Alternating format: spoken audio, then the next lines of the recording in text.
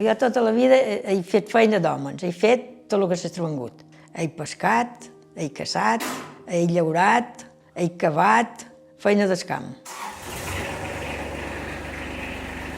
Per necessitat, no per negoci, per poder menjar.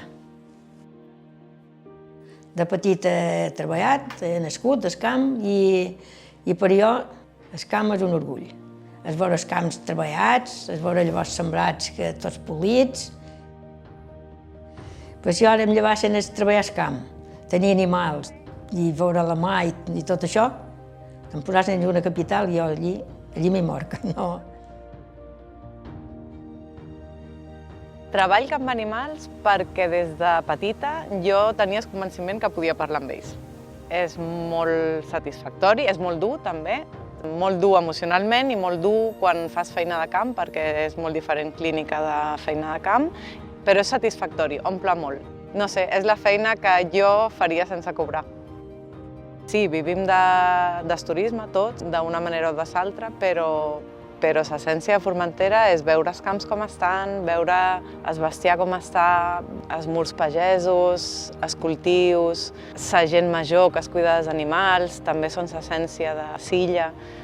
Si visquéssim només del turisme podríem anar a Platja d'Aro en lloc de venir aquí i seria el mateix. Si es despertàs sense camp i sense bestiar, seria molt trist.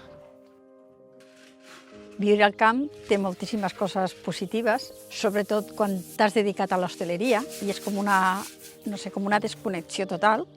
És com una pau.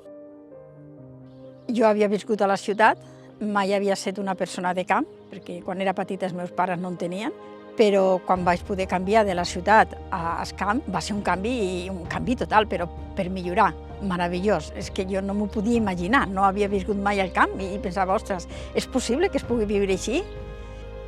Els animals, per exemple, a la vegada que te donen faena, te donen molta companyia.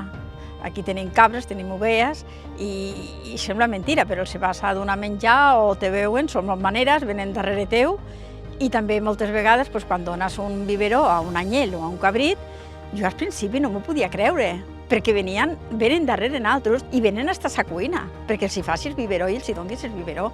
Jo això, si m'ho haguessin dit fa 20 anys endarrere o 10 anys endarrere quan vivia a la ciutat, hauria dit no m'ho puc creure.